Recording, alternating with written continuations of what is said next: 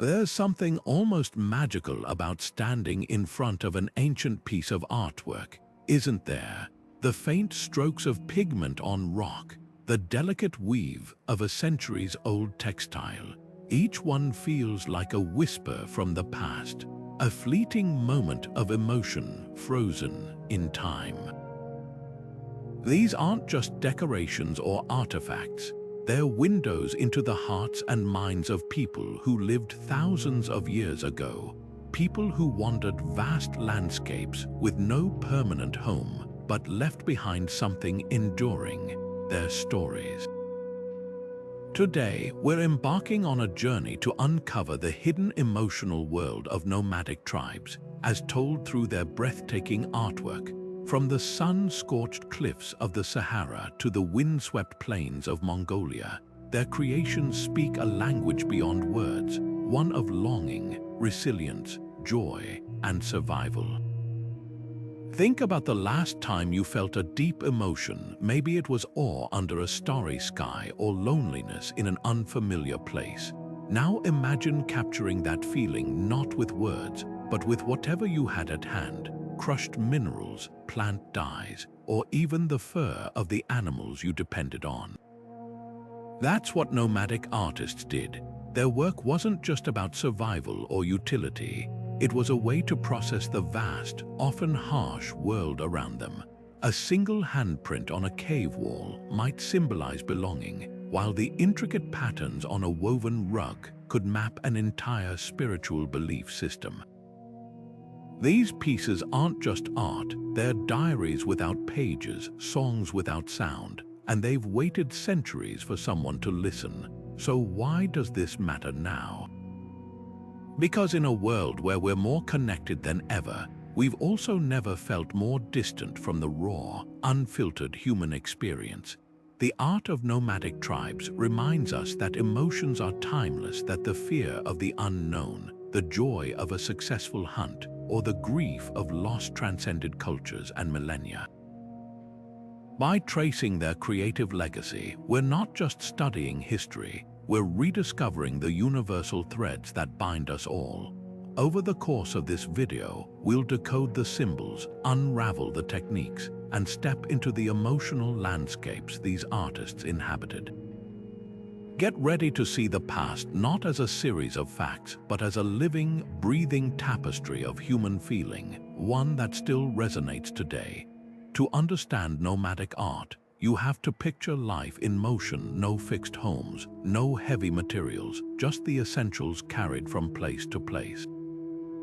Yet despite these constraints, nomadic artists created works of stunning complexity and emotional depth. They painted with ochre mixed from iron-rich earth, carved into bones and antlers, and wove stories into textiles dyed with berries and roots. Every material had a purpose beyond beauty. A reindeer antler might become a delicate engraving tool, while a hollowed bone could hold precious pigments for cave paintings. These weren't just random creations, they were deliberate acts of preserving identity in a world that never stood still. Take the Lascaux cave paintings in France, for example. Those vivid depictions of bison and horses weren't just hunting records, they were likely part of rituals, a way to connect with the spirits of the animals that sustained the tribe. Or consider the petroglyphs scattered across Mongolia's Altai mountains, where ancient herders carved intricate scenes of chariots and ibex into stone. These weren't idle doodles, they were narratives of migration, conquest, and reverence for the land. What's fascinating is how these artworks adapted to their environments. In the Sahara, where rock surfaces were abundant, nomadic tribes left behind vast galleries of engravings. But in the Arctic, where materials were scarce, artists turned to ivory and driftwood, crafting small but intricate figures that could travel with them. This art also served as a communal language. Without written records, symbols became a way to pass down knowledge, where to find water, which plants were medicinal, or where the herds would gather. A spiral might represent a sacred spring, while a series of dots could map a seasonal route. And because these tribes were always moving, their art had to be both durable and lightweight. You won't find towering sculptures or heavy pottery in nomadic traditions. Instead, you'll find embroidered fabrics, engraved amulets, and painted hides objects that could withstand journeys but still carry profound meaning. What's striking is how these artistic choices reflect a deep relationship with the natural world. Nomadic artists didn't just depict animals, they honored them as equals, often portraying them with a vitality that suggests reverence, not just observation. The swirling lines of a reindeer's antlers in a Siberian carving might mimic the flow of rivers, linking the creature to the landscape it traversed. Even the colors they used, earthy reds, deep blacks, warm browns, were pulled directly from the environment, grounding their art in the very world they wandered through. As we move forward, we'll see how these early traditions blossomed into distinct styles across continents, from the bold geometric patterns of Berber weavers to the delicate animal motifs of Central Asian nomads. But at their core, they all share that same nomadic spirit, art not as a luxury but as a lifeline, a way to carry home with you, no matter where the journey leads. The symbols woven into nomadic art aren't just decorative, they're a secret code, a way to speak across generations without a single written word. Take the geometric patterns of the Tuareg people, for instance. Those precise, repeating lines aren't just visually striking. They're a shield, a kind of spiritual armor believed to ward off evil forces. For a people constantly on the move, protection wasn't just physical, it was woven into the very fabric of their tents and clothing. Meanwhile, halfway across the world, Mongolian artists carved horse motifs into stone and leather, celebrating not just the animal's speed, but its role as a companion in hardship. A horse wasn't just transportation, it was resilience made flesh, a symbol of survival in endless grasslands where freedom and danger walked side by side. Colors, too, were never chosen lightly. Ochre, that warm, earthy red found in so many cave paintings, wasn't just pigment. It was lifeblood, a homage to the ground that sustained nomadic tribes. Black, often made from charcoal, carried duality. It could represent the fertile darkness of soil or the terrifying void of the unknown. Even the simplest dot patterns held weight. In the deserts of Australia, Aboriginal artists used dots to map water sources, turning their art into a survival guide disguised as decoration. These symbols weren't static either. A spiral might mean a sacred spring to one tribe, while to another, it could symbolize the cyclical nature of seasons, a reminder that migration wasn't just a journey, it was a rhythm as inevitable as the turning earth. What's remarkable is how these symbols adapted to their surroundings. In the lush valleys of Central Asia, nomadic art often overflowed with plant motifs, vines, flowers, and leaves intertwined in endless knots, mirroring the fertile landscape. But travel to the Arctic, where the Inuit carved stark, minimalist figures from ivory, and you'll see a different vocabulary. Sleek, flowing lines that capture the movement of ice and the quiet strength of seals and polar bears. The environment didn't just inspire the art, it dictated its grammar. A Berber weaver in North Africa might use zigzagging lines to mimic mountain ridges, while a Sami artist in Scandinavia would stitch stars into reindeer hide, charting the constellations that guided their reindeer herds. This visual language also served as a bridge between worlds. Animal motifs, for example, weren't just depictions, they were prayers, offerings, or even warnings. A Siberian shaman might paint a stag with towering antlers not just to honor the animal, but to invoke its spirit for a successful hunt. The stag's antlers, branching like trees, could symbolize the connection between earth and sky, a reminder that nomads saw themselves as part of a vast, living web. And because these tribes carried their art with them, symbols evolved as they traveled. A motif that began as a simple sun in one region might morph into an elaborate mandala in another, absorbing new meanings like a river gathering tributaries. The beauty of this hidden language lies in its intimacy. Without museums or galleries, nomadic art was lived with, touched, worn, slept under. A child might grow up tracing the patterns on a family's tent, learning their stories long before they could speak them. A hunter might rub his thumb over an engraved amulet before setting out, drawing courage from generations of hands that had done the same. These symbols weren't just seen, they were felt, a tactile dialogue between past and present. And though the tribes who created them have long since vanished into history, their art remains a testament to the universal human need to make meaning, to leave a mark that whispers, "We were here." The land didn't just surround nomadic artists, it spoke through them. Every stroke of pigment, every chisel mark, was a conversation with the earth itself. Picture the Sahara, where scorching winds and endless dunes force tribes to adapt or perish. Their art reflects that harsh reality.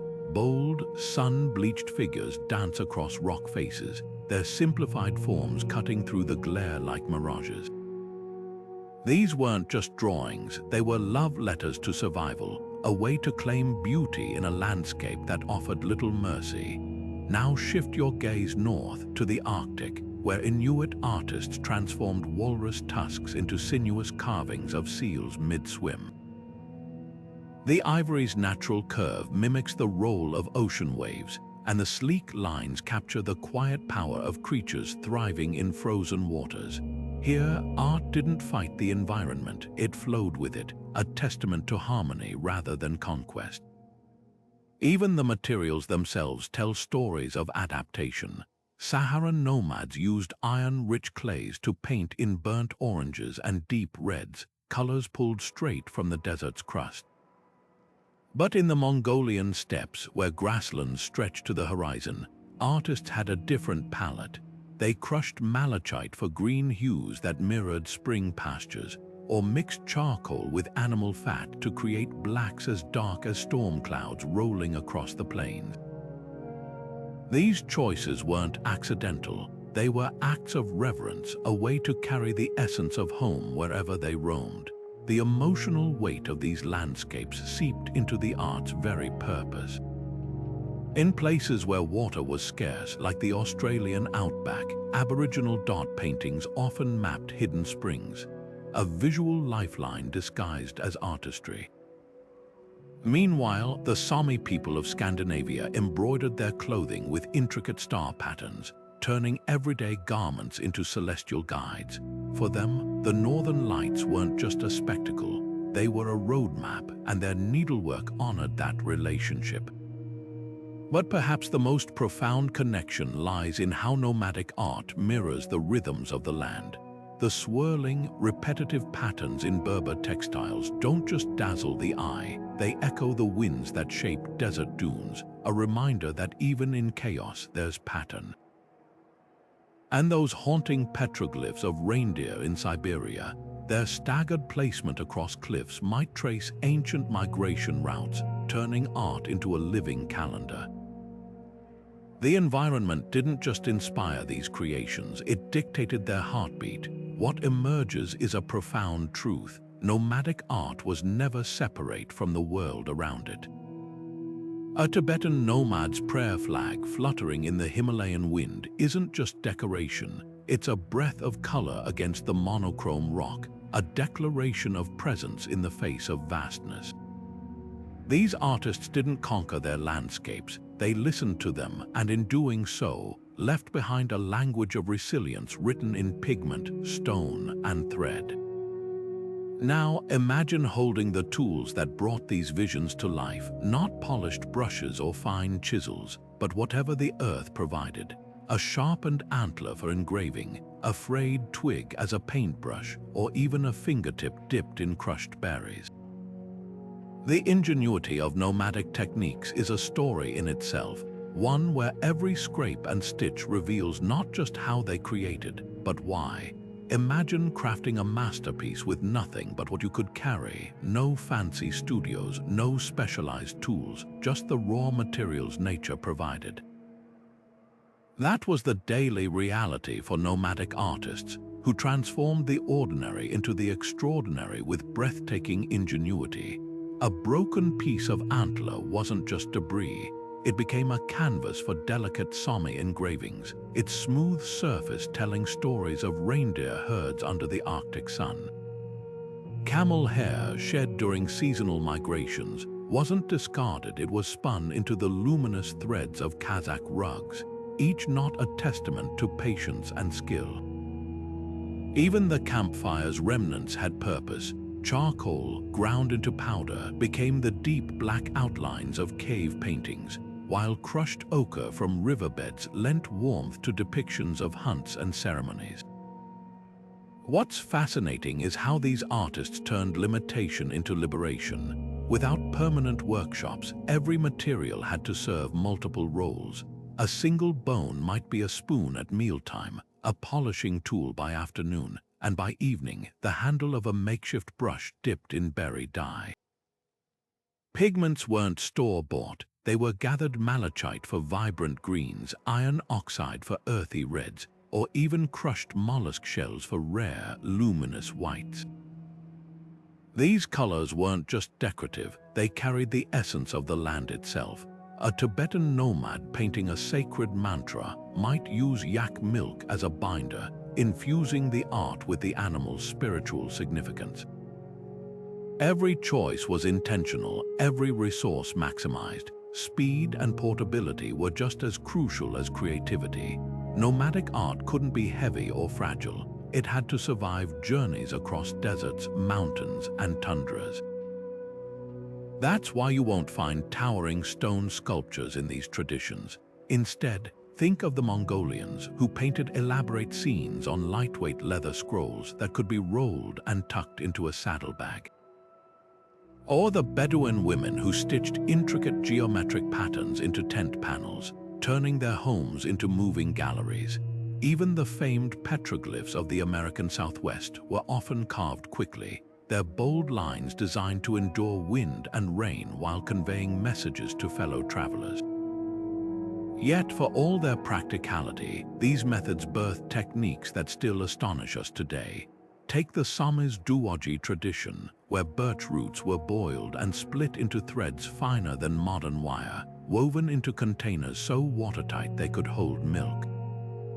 Or the Kazakh practice of felting, where layers of wool were pressed and rolled into vibrant textiles, their patterns resisting fading even after centuries. These weren't just crafts, they were acts of defiance, proof that beauty could flourish in the most transient of lives. The true magic, though, lay in the communal spirit behind these creations. Art wasn't a solitary pursuit, it was woven into the fabric of daily life. Children learned by watching elders grind pigments, their tiny hands mimicking the motions. Women sang as they wove, passing down patterns that encoded family histories. Even the act of gathering materials was collective, a group venture to dig clay or harvest plants, turning preparation into ceremony. This wasn't art for art's sake. It was art as survival, as identity, as a way to say, we are here and we remember. So the next time you see a seemingly simple nomadic artifact, a carved antler, a faded textile, look closer. That humble object holds more than meets the eye, the weight of innovation, the whisper of shared labor, and the indelible mark of people who turned the fleeting into the eternal. And as we explore the communal heartbeat behind these creations, you'll discover how art became the glue that held entire cultures together across the vast, uncharted landscapes they called home. Art wasn't just something nomadic tribes made, it was something they lived, breathed, and shared.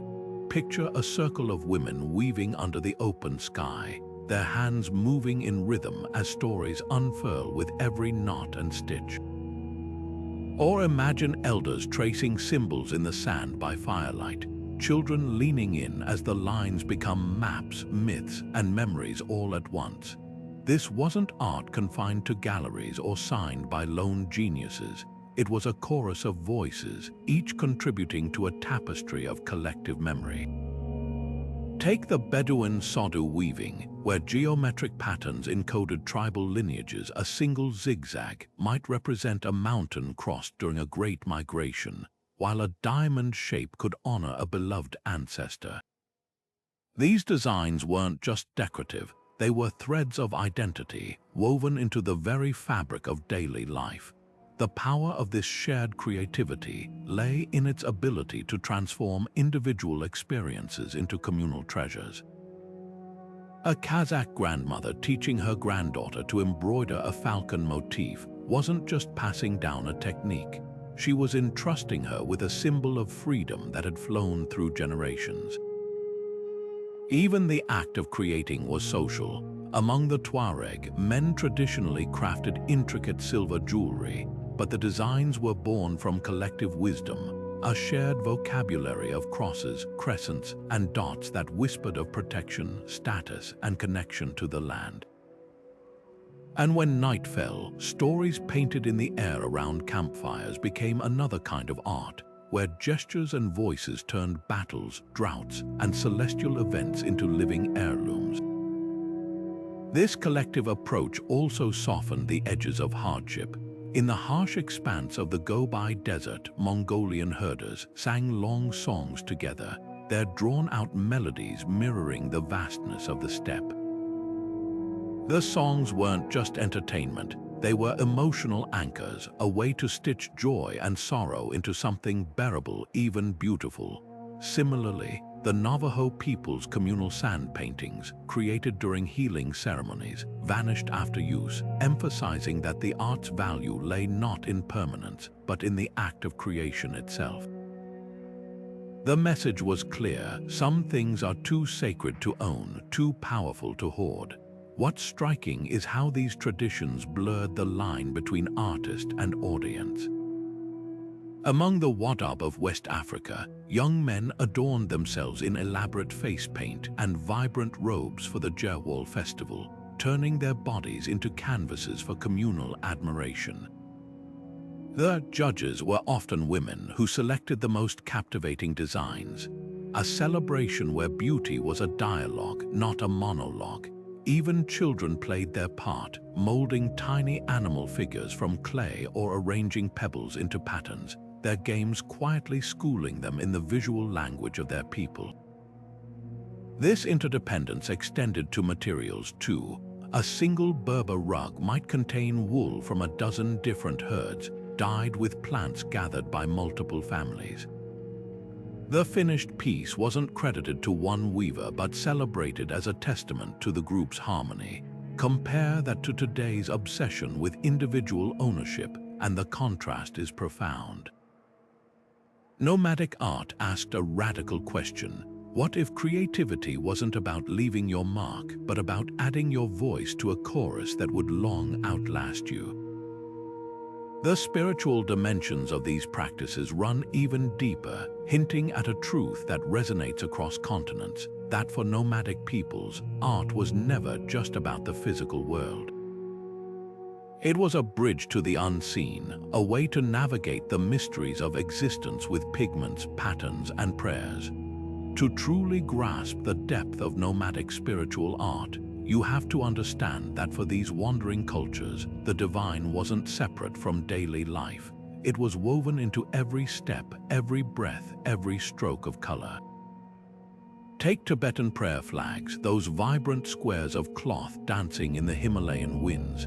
Each one is more than fabric. It's a vessel carrying mantras, sacred syllables into the sky with every flutter. The wind itself becomes a collaborator, scattering blessings across the land like invisible seeds. This art wasn't meant to last. As the flags faded and frayed, their dissolution symbolized the impermanence of all things, a lesson etched into the very medium. Now travel halfway across the world to the Navajo Nation, where medicine men still create intricate sand paintings as part of healing ceremonies. These sprawling, multicolored designs, made from crushed minerals and petals, are painstakingly crafted over hours only to be swept away at the ritual's end. The act of destruction is intentional, a reminder that some forms of healing transcend the physical. The art isn't in the preservation, it's in the fleeting moment when earth, spirit, and human intention align. What unites these traditions is the belief that art could channel forces beyond human understanding.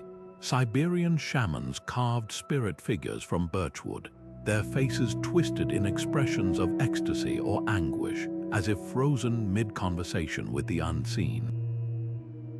The Evenki people of the Taiga decorated their ceremonial drums with maps of the cosmos, turning each beat into a journey between worlds. Even the simplest objects held sacred weight. A Tuareg amulet engraved with geometric patterns wasn't just jewelry, it was a shield against the evil eye, its power drawn from generations of belief. The materials themselves were often consecrated. Mongolian shamans used iron meteorites to forge ritual mirrors, believing the metal carried celestial energy. Berber weavers incorporated strands of their own hair into textiles, binding the cloth to their very essence. And in the Amazon, Shipibo artists still paint intricate, maze-like designs on pottery, their swirling lines said to mirror the patterns of cosmic rivers visible only to enlightened eyes. These choices weren't arbitrary, they were acts of alchemy, transforming raw matter into vessels for the divine. Perhaps most moving is how these rituals blurred the line between artist and participant. When a Sami Nowidi drummed beside a fire, the reindeer hide stretched across his instrument wasn't just a surface. It was a living map, its symbols guiding the community through crises. Those gathered weren't passive observers. Their collective energy fueled the ceremony, making the art a collaborative prayer. Similarly, Aboriginal elders painting dreamtime stories onto bark or rock weren't creating standalone pieces. They were activating ancestral connections, with each dot and line serving as a portal to timeless wisdom. The emotional resonance of these practices still echoes today. Modern eyes might see a Nepalese thangka painting as mere religious iconography, but to the artist who spent months grinding lapis lazuli for its blues or weeping gold leaf for its halos, the process was a meditation, a slow ascent toward enlightenment. Every brushstroke was a whispered mantra, every color a coded prayer. This art demanded more than skill, it required surrender, a willingness to become a conduit for something greater. What emerges is a startling truth. Nomadic spiritual art was never about permanence or fame. A Kazakh tribal banner might disintegrate over decades of use, its horsehair tassels fraying, but its power lay in the hands it passed through, the warriors who carried it into battle, the mothers who touched it for blessings. These objects were alive with meaning precisely because they were lived with, loved into being. And as we'll soon discover, this sacred thread connects cultures separated by continents, revealing how disparate tribes articulated the same yearning for connection, protection, and transcendence through wildly diverse creative languages. A single nomadic artwork could hold an entire universe of emotion, joy and grief, fear and triumph, all pressed into pigment or woven into fiber. Look closely at those ancient sandrock paintings from southern Africa, where figures leap and twist in vibrant red ochre, their limbs mid-dance, their bodies alive with movement. These aren't static images, they're bursts of celebration, snapshots of communal feasts or successful hunts, where the very act of painting became an extension of the joy it depicted. Now shift your gaze to the haunting funeral masks of Siberian nomads, carved from birch bark with hollow eyes and downturned mouths. These weren't decorations, they were vessels for sorrow, a way to give shape to the unspeakable weight of loss. Yet in both the dancing figures and the grieving masks you'll find something unexpected: resilience. The sand paintings often include wounded animals or hunters facing danger head-on. while Siberian burial art intertwined symbols of rebirth with those of mourning, suggesting that even in despair, hope persisted. This emotional duality reveals a profound truth about nomadic life. Art wasn't just a record of events, it was a survival tool for the soul. Consider the petroglyphs left by the Mongols in the Altai Mountains, scenes of galloping horses beside fallen warriors. At first glance, they might seem like simple battle records, but study the details. The horses' manes flow like rivers, their hooves barely touching the ground, as if the artist sought to lift the fallen into the realm of legend.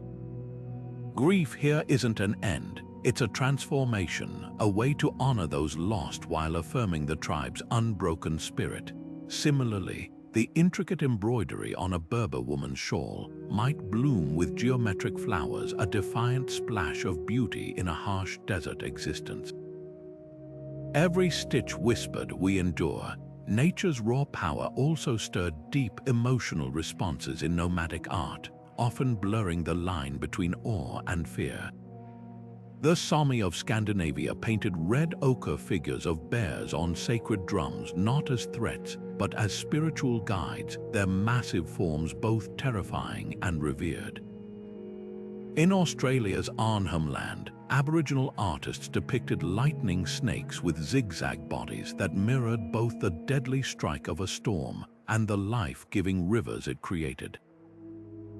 These weren't opposites, they were two sides of the same force, a reminder that survival meant embracing nature's contradictions. Even materials carried emotional weight. The Inuit used whalebone for carvings not just because it was durable, but because the bone itself held memory of the hunt, of the sea's generosity, of lives sustained and lost. What's remarkable is how these emotional threads transcended geography. A Tibetan nomad's prayer flag might flutter with wind horse symbols, representing speed and good fortune, while halfway across the world, a Navajo sand painting used swirling colors to invoke healing. Both traditions understood art as a bridge between the tangible and the intangible, a way to navigate emotions too vast for words. And because nomads carried these creations with them, whether on hides, amulets, or their own skin, the art became a portable emotional compass, grounding them amid constant change. Now consider whose hands shaped these expressions. While today we often romanticize the lone artist, nomadic creativity thrived on collaboration, and gender played a fascinating, often overlooked role in who created what and why. The division wasn't arbitrary, it reflected the rhythms of nomadic life itself, where every stitch, stroke, and chant held purpose. Women's hands shaped more than just materials, they shaped history. While nomadic life often conjures images of male hunters or warriors, it was women who safeguarded the artistic soul of these wandering cultures. Take the Berber women of North Africa, whose tattoos weren't mere adornments. Each line inked onto skin a zigzag for strength, a diamond for fertility was a silent language, a map of womanhood passed from mother to daughter in a world where written words were scarce. Or consider the Kyrgyz alaki, felt carpets where women pressed layers of wool into vibrant landscapes, their fingers kneading stories of migration into every swirl. These weren't hobbies, they were acts of cultural preservation, as vital to survival as any weapon or tool. The domestic sphere became a canvas for profound expression.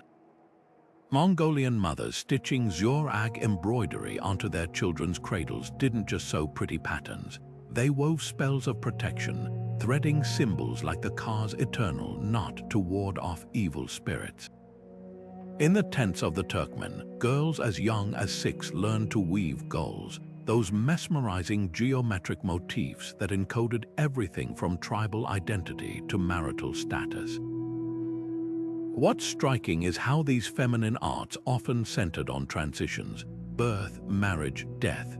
A Tuareg woman's silver wedding bracelet might feature cross-hatched lines representing the intertwining of 2 families, while a Sami cradle's carvings could include sun symbols to guide a newborn spirit. These pieces weren't just made by women, they were about women, chronicling joys and sorrows seldom recorded in grand historical narratives. But calling this work craft risks underselling its brilliance. The Kazakh sokel, a bridal headdress towering with silver and coral, wasn't just clothing, it was architecture, its conical shape mirroring the sacred mountains, its dangling chains mimicking rain, a prayer for abundance woven into metal. And the intricate henna designs adorning Bedouin brides' hands, far from temporary decoration, they were a lexicon of hope, with flower clusters symbolizing fertility and vines representing enduring love. Every curve and dot held intention, turning skin into parchment and pigment into poetry. What's equally fascinating is how these traditions subverted expectations. In societies often painted as patriarchal, women's artistry granted them quiet authority. A Berber weaver interpreting ancient symbols held power akin to a scribe, her loom a library of collective memory. Even the tools they used spoke volumes, like the Tibetan pangdan, a striped apron worn by married women, woven so densely it could stand upright, its bold colors declaring resilience.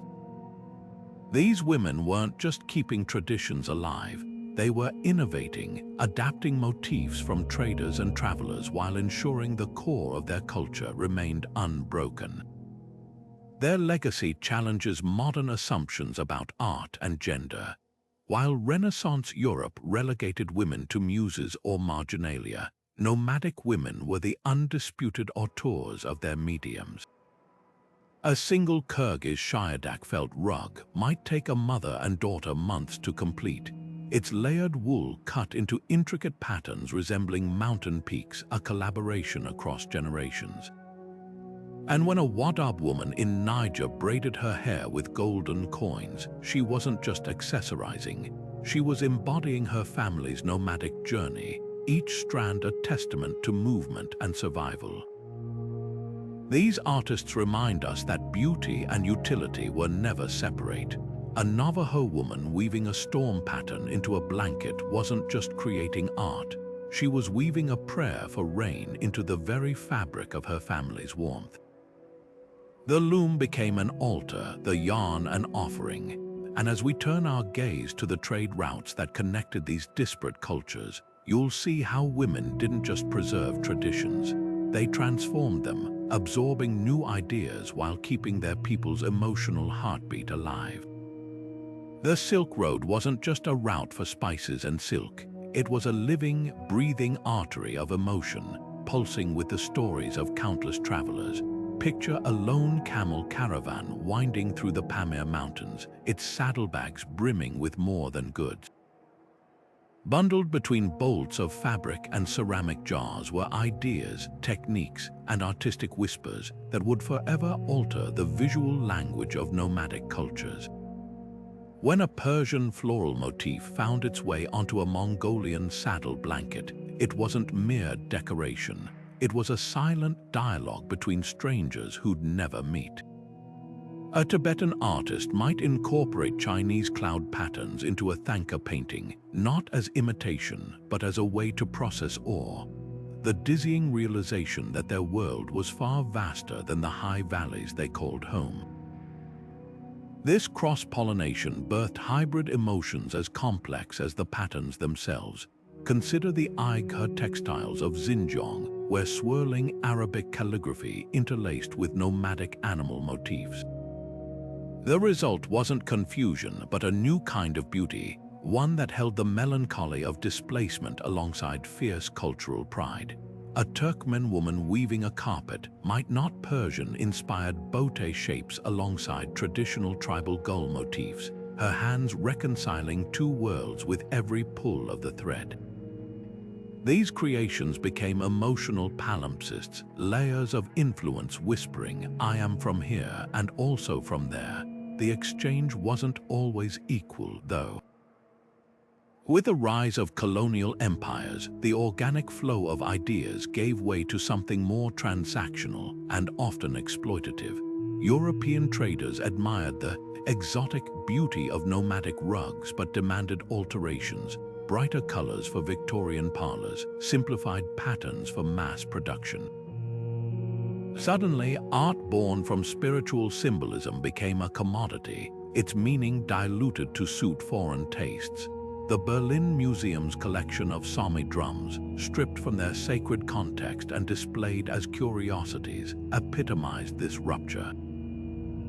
What had once been a bridge between cultures now mirrored the power imbalances shaping the world. Yet even in this upheaval, nomadic artists found ways to resist. The Berbers of North Africa wove hidden anti-colonial messages into their carpets, tiny, deliberate flaws in geometric patterns that locals could read as protest. Mongolian herders secretly embedded ancient horse symbols into Soviet-approved textile designs, turning state-mandated art into acts of quiet defiance. These weren't just aesthetic choices, they were emotional survival tactics, ways to preserve identity when the ground kept shifting beneath their feet. The legacy of this exchange still resonates today. A Kazakh craftsman reviving ancestral eagle motifs might unconsciously echo medieval Byzantine designs carried along the Silk Road centuries ago.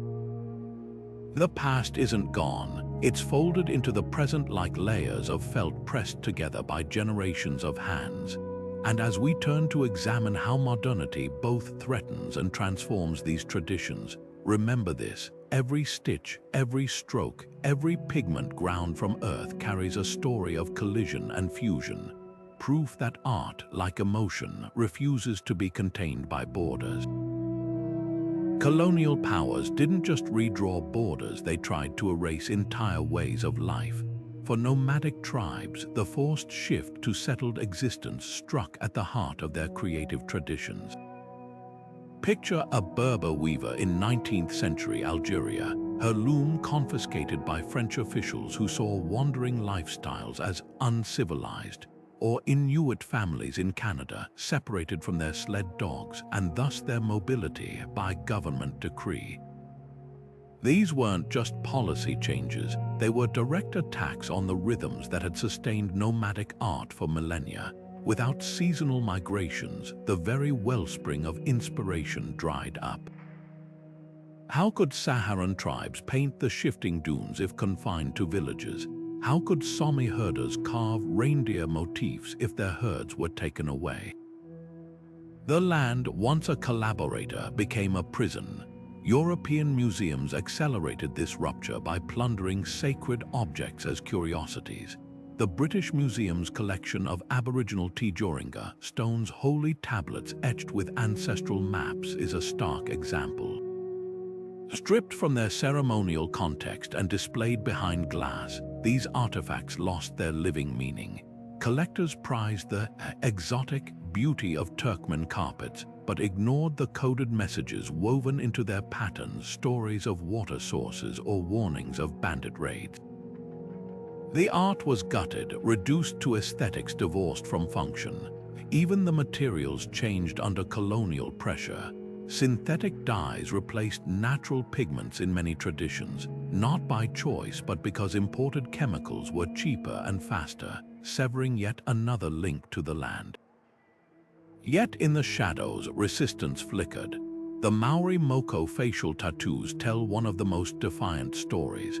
When British colonizers banned the practice in the 19th century, elders secretly preserved the techniques by tattooing hidden body parts, thighs, backs, even the insides of lips, keeping the tradition alive until public revival became possible. Similarly, Mongolian shamans during Soviet rule disguised ritual drums as children's toys, painting communist symbols on surfaces that still bore hidden spirit maps beneath. These acts weren't just preservation, they were sabotage, turning the colonizers' tools against them. A Navajo weaver might deliberately leave a single thread uncut in a rug, a spirit line, ensuring her culture could never be fully contained. The scars of this era still throb today. Many young Tuareg can no longer interpret the ancient Tifinagh script woven into their grandparents' tents. Kyrgyz Shyadak felt carpets now often feature cheaper acrylic wool instead of hand-spun sheep's fleece. But just as concerning is the modern exoticization of these traditions, tourists snapping photos of timeless nomads while ignoring their contemporary struggles for land rights and clean water. The romanticized image of the wandering artist often obscures the real people fighting to keep their heritage alive in a world that still views mobility with suspicion. What emerges from this painful history isn't just loss, but metamorphosis. Contemporary nomadic artists don't replicate the past, they reinvent it. A Kazakh eagle hunter today might carve traditional kumis vessels from recycled plastic, embedding environmental protest into ancestral forms. Berber activists use social media to teach forgotten weaving patterns to diaspora youth, turning Instagram grids into digital looms. These aren't compromises, they're continuations, proving that nomadic art never truly disappears. It adapts, survives, and waits for the right moment to bloom again. The same hands that once painted bison on cave walls now design murals protesting oil pipelines, carrying forward the oldest human impulse, to leave a mark that says we are still here. The pulse of nomadic art beats stronger than ever in the 21st century, but its rhythm has transformed. Take Olmagul Menlebayeva, a Kazakh artist whose videos project shimmering golden eagles onto Soviet-era ruins, ghosts of the steppe haunting the monuments that tried to erase them. Her work doesn't just reference ancestral symbols, it interrogates them, asking what it means to be nomadic when the open plains are crisscrossed by pipelines and borders. Half a world away, Sahrawi refugee women in Algeria stitch intricate embroidery patterns onto modern political banners, their needles threading generations of desert wisdom into protests for self-determination. These aren't museum pieces frozen in time, they're living arguments proving that nomadic art was never about the past. It's about wielding heritage as a tool for the present. Digital spaces have become the new migratory routes. Instagram feeds now serve as virtual yurts, where Inuit throat singers share performances with global audiences, and Tuareg artisans sell handcrafted silver through Etsy shops named after ancestral oases. The irony is palpable. Technologies that once threatened nomadic lifestyles now amplify their voices. A Mongolian herder's TikTok video teaching traditional knot tying might go viral, while a Sami joika's haunting melody loops on Spotify playlists between pop songs. This digital adaptation isn't dilution, it's survival, a way to ensure centuries of knowledge don't vanish in the algorithm age. What's revolutionary is how these modern creators balance innovation with integrity. The Kyrgyz art collective Bish Barmak repurposes Soviet propaganda posters, overpainting them with nomadic symbols to reclaim suppressed histories. Their canvases literally layer old wounds with new healing. Meanwhile, Navajo weavers incorporate QR codes into rugs, linking scans to oral histories recorded by elders, a fusion of wool and Wi-Fi that defies simplistic notions of authenticity. The materials evolve, acrylic paints instead of ochre, digital tablets alongside bone tools, but the core impulse remains, to translate emotion into form, whether on rock or retina screen. Science now lends its tools to this cultural renaissance. Spectral imaging reveals hidden layers of pigment in ancient petroglyphs, exposing centuries of retouching by different hands, proof that nomadic art was always collaborative, always evolving. DNA analysis of dyes traces trade routes through molecular fingerprints, showing how a single Berber rug might contain indigo from Mali, cochineal from Mexico, and sheep's wool grazed on 3 continents. Even neuroscience weighs in. Studies show that the repetitive geometric patterns in Kazakh Shyadak textiles trigger meditative brainwaves, suggesting these designs weren't just decorative but psychological anchors in unstable environments. The most profound revival, though, happens in classrooms where nomadic children learn ancestral arts alongside coding. In Ulaanbaatar, a teenage girl 3D prints a deer-shaped amulet based on her grandmother's drawings, then lasers the same motif onto her smartphone case. The object bridges millennia in a single gesture. Meanwhile, linguists partner with Saharan elders to create emoji keyboards for Tifinagh script, turning ancient symbols into digital shorthand. This isn't just preservation, it's propulsion, ensuring that nomadic creativity doesn't fossilize but flourishes in forms future generations will recognize as their own. As we prepare to explore how cutting-edge technology deciphers the emotional DNA of these artworks, remember, every pixelated eagle, every protest embroidery, every algorithm-taught throat song carries forward the oldest nomadic truth: that art isn't a relic. It's a compass always pointing toward home, no matter how far the journey stretches. Modern technology is peeling back the layers of time, letting us glimpse not just what nomadic artists created, but how they felt while creating it. Imagine standing in a Saharan cave where centuries of wind and sun have bleached ancient paintings to near invisibility. Now, with multispectral imaging, scientists can detect traces of pigments long faded from human sight, revealing ochre handprints pressed in celebration, or charcoal outlines of animals drawn with such precision they seem to breathe. These aren't just images, they're emotional fingerprints. A hurried stroke might betray the adrenaline of a recent hunt, while a carefully shaded curve could whisper of ritual patience, each line a clue to the artist's state of mind. Artificial intelligence is adding another dimension to this detective work. By analyzing thousands of petroglyphs across Eurasia, machine learning algorithms spot patterns invisible to the human eye, recurring symbols that form a hidden emotional lexicon.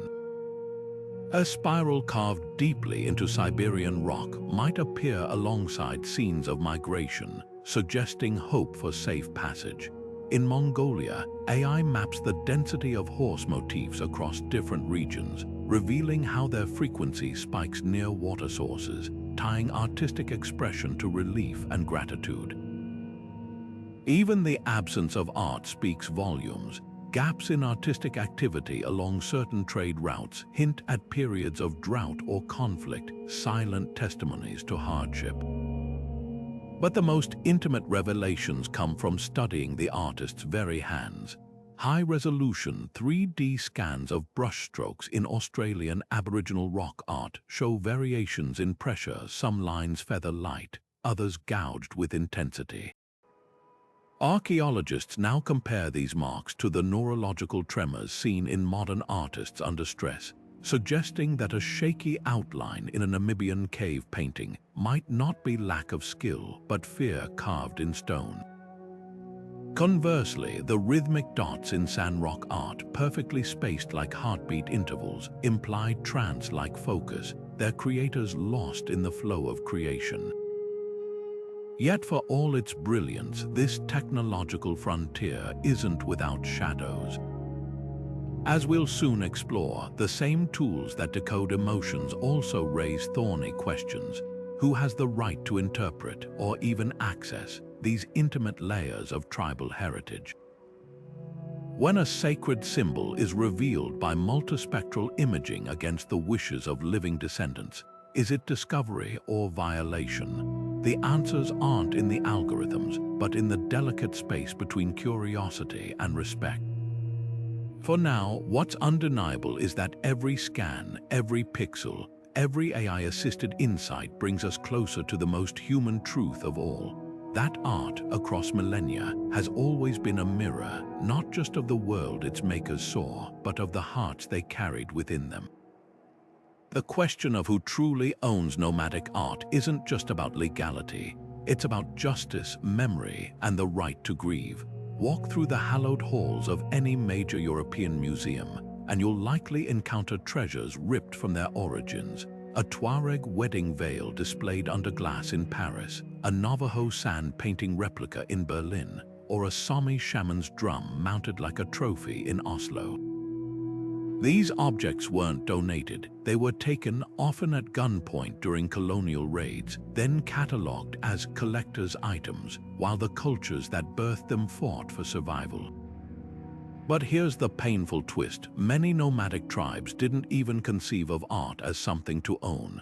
A Tibetan prayer flag's power lies in its disintegration, a Shipibo pot's magic in its daily use. When these sacred items are frozen behind museum glass, their very purpose is violated, like caging a bird for its song while clipping its wings. Repatriation efforts are gaining momentum, but the roadblocks reveal uncomfortable truth.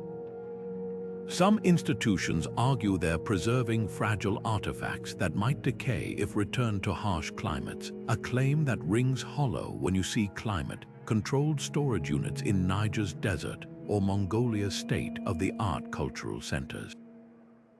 Others insist these objects now belong to humanity, as if universal appreciation could justify theft. Yet the most hopeful solutions emerge from collaboration. The Australian Institute of Aboriginal and Torres Strait Islander studies partners with museums to digitally repatriate sacred designs, allowing communities to access high-resolution scans of their heritage while originals remain protected. In Norway, the Sami parliament now co-curates exhibitions of their own artifacts, deciding which stories to share and which to keep private, a model of consent-based display. Digital archives present another ethical tightrope. A 3D scan of a Berber textile can preserve every stitch for future generations, but does a pixelated version carry the same weight as wool dyed with pomegranate skins, woven by hands that knew drought and rebellion? Technology can document, but it can't replicate the scent of camel hair in a Bedouin tent or the way sunlight filters through a Kyrgyz yurt's felt walls. And when databases monetize these scans without compensating tribes, the colonial cycle continues in virtual form. The emotional toll of this struggle is immeasurable. For the Wadab of Niger, seeing their ceremonial masks labeled as primitive art in foreign museums isn't just offensive, it fractures the living chain between ancestors and grandchildren who will never learn their proper use. A Navajo weaver told me how her grandmother wept upon finding her family's storm pattern rug in a New York auction catalog, its sacred motifs reduced to decor. These aren't artifacts to their makers, their kin. Now, a new crisis looms, one that could erase what little remains outside museum walls. As temperatures rise and deserts expand, ancient petroglyphs crumble under unprecedented heat. Melting permafrost swallows Siberian bone carvings, while coastal erosion eats away at Inuit ivory sculptures. The very landscapes that birthed these artworks are vanishing, taking with them the context that gave them meaning. A Turkmen carpet's floral motifs made sense when nomads camped in spring meadows. What happens when those meadows turn to dust? The race to document isn't just academic, it's a lifeline, a way to say, we were here, even if here becomes unrecognizable. The irony is crushing. After centuries of outsiders looting nomadic art, climate change may finish what colonialism started, erasing the originals while museums hold the spoils. But from the Arctic to the Sahara, tribes are fighting back with both ancient wisdom and modern tools, proving that preservation isn't just about saving objects, it's about safeguarding the right to keep creating them. Climate change isn't just melting glaciers, it's erasing humanity's oldest diaries. In Tibet, sacred Thangka paintings that survived centuries of wind and warfare now face an invisible enemy, rising humidity. The delicate mineral pigments lapis lazuli blues, cinnabar reds begin to bleed and fade as monastic storerooms grow damp, their spiritual narratives dissolving like morning mist. Meanwhile, in the Sahara, petroglyphs that endured 5,000 years of scorching sun are vanishing under a new onslaught, sandstorms grown fiercer with desertification. Ancient giraffes and chariots, once crisp against the rock, now blur under abrasive winds, their stories grinding to dust. These aren't just images being lost, they're emotional waypoints, the handprints of parents who comforted children under these same cliffs, the triumphant hunts that fed starving tribes, the star maps that guided wanderers home. The Sami people of Scandinavia offer a heartbreaking glimpse into this crisis. Their traditional duoji crafts, reindeer leather bags embroidered with 8-pointed stars, drums painted with spirit journeys, were already endangered by forced assimilation policies. Now, warming Arctic winters threaten the very materials. Birch bark grows brittle, reindeer hides thin from erratic grazing patterns. In response, elders have launched a living archive, filming teenagers as they stitch patterns older than the Viking sagas. We're not just saving art, one elder explains, her needle flashing in the midnight sun. We're sewing our ancestors' heartbeat into the future. What makes this loss especially cruel is how it mirrors nomadic life's fragility. These artworks were never meant for permanence, they celebrated transience, like Tibetan sand mandalas swept away after completion. But climate change accelerates the cycle beyond meaning. A petroglyph worn smooth over millennia feels like reverence, one erased in a decade feels like theft. Even the methods of preservation spark painful ironies. Drones map Saharan rock art before dust storms bury it, yet their carbon emissions contribute to the very crisis they document. Digital scans of Mongolian horsehead fiddles preserve their form, but not the resonance of horsehair strings vibrating in mountain air. The contrast with settled civilizations' art reveals a profound difference in purpose. While Egyptians entombed pharaohs with eternal pyramids, and Renaissance patrons commissioned oil paintings to outlast the ages, nomadic art embraced impermanence. A Berber carpet's dyes faded with each washing, mirroring life's transience. Inuit soapstone carvings, small enough to pocket, accepted that some might be lost to sea ice. This philosophy now collides with a planet changing too fast for adaptation. When a Kyrgyz alaki is felt rug disintegrates in record heat, it's not following nature's rhythm, it's surrendering to chaos. Yet from this crisis blooms unexpected innovation. Tuareg metalsmiths struggling to find traditional silver now melt down recycled electronics for jewelry, embedding computer circuit patterns alongside ancestral crosses. In Australia, Aboriginal artists project endangered rock art onto city buildings with lasers, making colonial urban spaces carry ancient stories. These adaptations aren't compromises, they're continuations, proving that nomadic creativity doesn't vanish. It migrates just as its makers always have. The question haunting conservators isn't just how to save these artworks, but what we lose if we fail. Unlike a Gothic cathedral or Ming vase, nomadic art carries intimate scale, the thumbprint in clay where a child first tried coiling pottery, the uneven stitch in a Sami cradleboard where a mother's tears fell. These flaws are the art's soul, proof that beauty and survival were once the same thread. As we turn to compare these traditions with settled culture's masterpieces, remember, the Parthenon's marbles boast of power, but a single Turkmen amulet holds the whisper of a grandmother's prayer, carried across deserts we can no longer name. Standing before the pyramids of Giza, you feel the weight of eternity, those colossal stones stacked with mathematical precision, meant to outlast dynasties, empires, even time itself. Now close your eyes and listen to a Tuvan throat singer's vibrating harmonics, a sound that vanishes the instant it leaves his lips. One culture carved its emotions into immovable rock, another poured them into fleeting vibrations of air. This isn't just a difference in materials, it's a fundamental split in how humans process what it means to exist. Settled civilizations built to defy death. Think of the terracotta army guarding a Chinese emperor's tomb, or the stained glass windows of Chartres Cathedral glowing unchanged for centuries. Nomadic art, by contrast, embraced impermanence as its very medium.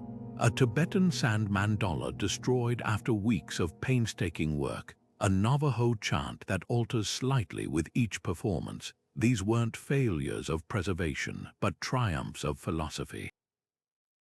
Consider the emotional implications. When an Egyptian artisan chiseled hieroglyphs into granite, he knew his words would echo across millennia. But a Kazakh herder embroidering a horse motif onto felt understood his work would fray with use, fade with sun, and eventually return to the earth. One found comfort in legacy, the other in release. Even their colors tell opposing stories. The lapis lazuli adorning Tutankhamun's funeral mask was mined from distant mountains, its blue meant to symbolize an unchanging celestial realm.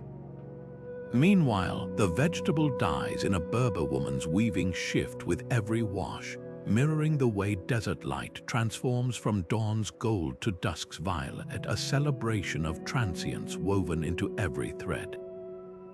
This dichotomy extends beyond physical art. Settled cultures composed symphonies with fixed notations, while Mongolian nomads passed down throat singing through oral tradition, allowing each generation to improvise.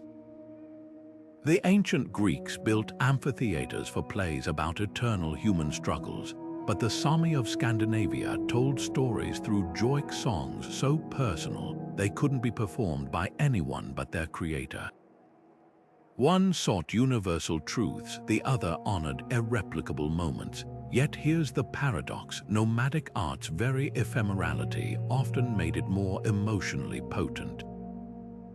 A sand painting swept away after a Navajo healing ceremony carries more weight than a fresco preserved behind museum glass, precisely because its power was never meant to be hoarded. The Inuit practice of discarding carvings into the sea after completion, a gesture of offering to the spirits, speaks to a world where art's value lies in its surrender, not its endurance. Today, this ancient tension pulses through modern digital nomadism. Instagram stories vanish after 24 hours like contemporary sand paintings, while blockchain artists mint immutable NFTs echoing pharaonic obsessions with permanence.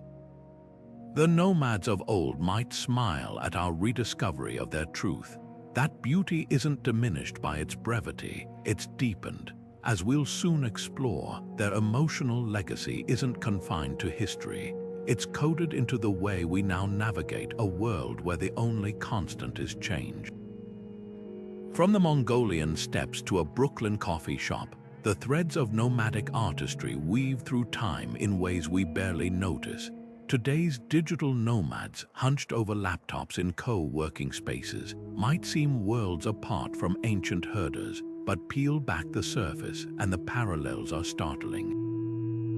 That programmer designing apps from a Bali beach, her minimalist lifestyle mirrors the Turkic horsemen who carried everything they owned in saddlebags. The freelance illustrator sketching on an iPad between flights channels the same restless creativity as Tuareg artisans etching symbols into silver under shifting desert stars. Even our craving for Wi-Fi hotspots echoes the age-old nomadic quest for oases, places to refuel, reconnect, and share stories before moving on. What's truly fascinating is how modern tools resurrect ancient impulses. Instagram artists use digital brushes to create mandala animations that loop infinitely, a high-tech echo of Tibetan monks destroying sand mandalas to honor impermanence.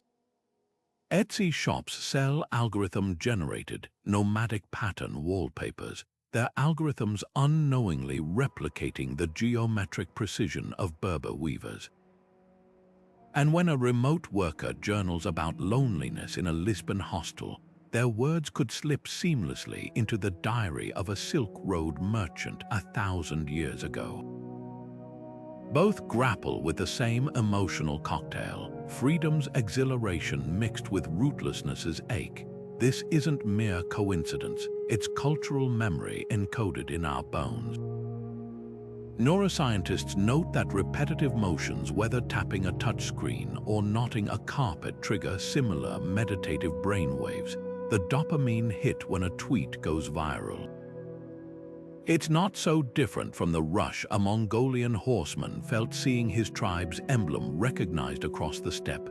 Even our obsession with authentic experiences mirrors nomadic artists' reverence for materials.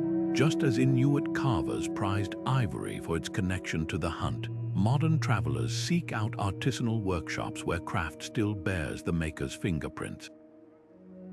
Yet for all these echoes, one tribe's artistic legacy shatters stereotypes entirely: the Wadab of Niger.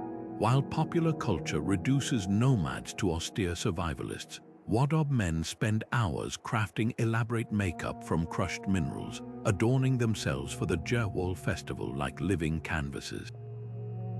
Their art isn't practical, it's performative, a dazzling celebration of vanity and joy that defies Western notions of primitive simplicity. Similarly, the Shipibo Kanibo of the Amazon paint intricate geometric patterns on pottery, not as decoration, but as physical manifestations of Ikaro's healing songs that map cosmic rivers.